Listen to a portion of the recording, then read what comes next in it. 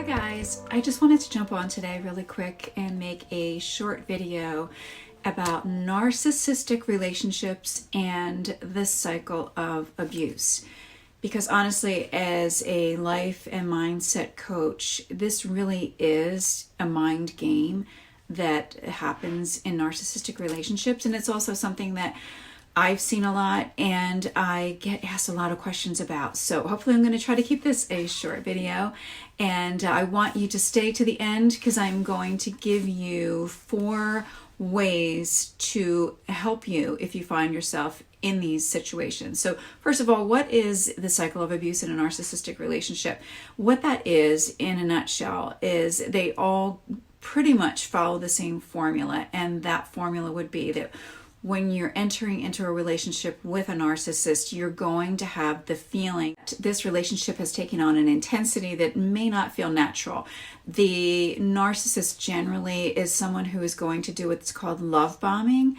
And what that is, it's just filling you with flowery words, compliments, excessive admiration, putting you up on a pedestal. And although it feels great and you're thinking, wow, I found the person of my dreams, your intuition usually tells you something is slightly off with it. It really feels over the top. Maybe it feels like it's too good to be true, or it just feels, it'll have an intensity and you will know that this intensity is not normal. That's what's called the love bombing stage. Following the love bombing stage, and after you're put on that pedestal, comes a period where you're going to be knocked off that pedestal. You're going to notice that your partner starts to criticize you, find little things wrong with you, and this can come out of nowhere.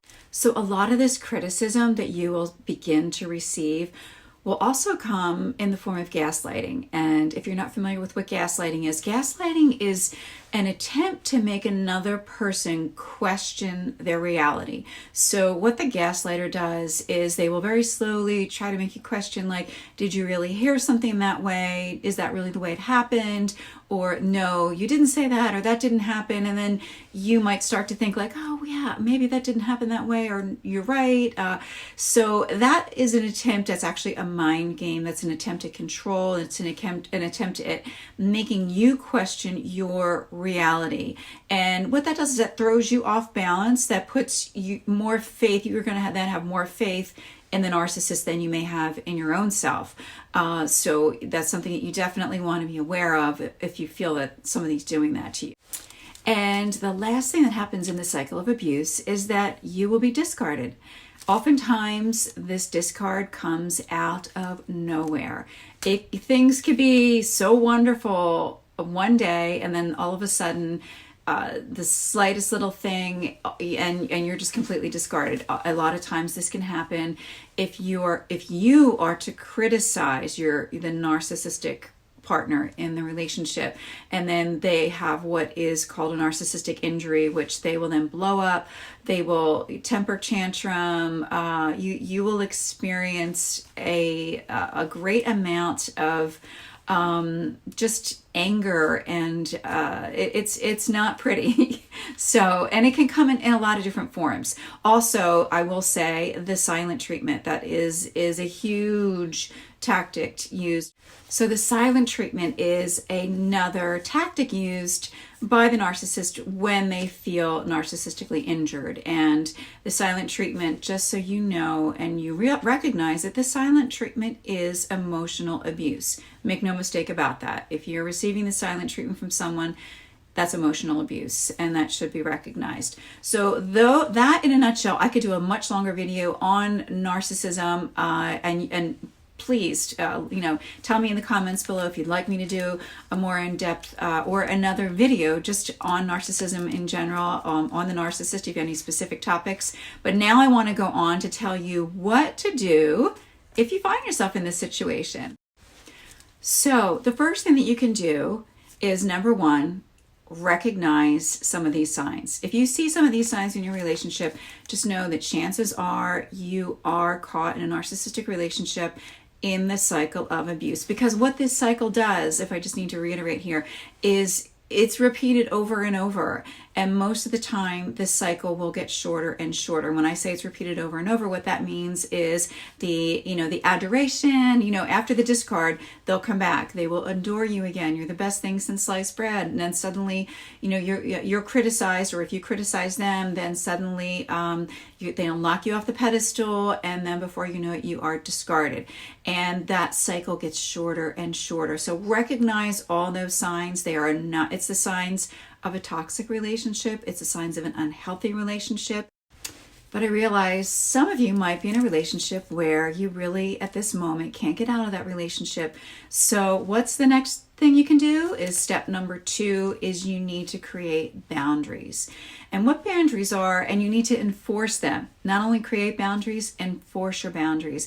And boundaries are created to let someone else know, like, this is as far as you can go with me. And if you cross that line, then there will be consequences to be paid. So that's something that you need to enforce with somebody who is creating this cycle of abuse in your life. And you need to stick to those boundaries also. And, and not make it, you don't also want to make the threat, because oftentimes in these narcissistic relationships, part of the discard will be the threat of breaking up.